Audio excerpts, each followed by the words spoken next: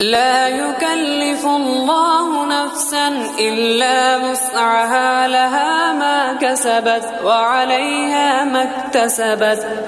ربنا لا تؤاخذنا إن نسينا أو أخطأنا ربنا ولا تحمل علينا إصرا كما حملته على الذين من قبلنا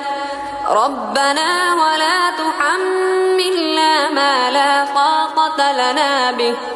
واعف عنا واغفر لنا وارحمنا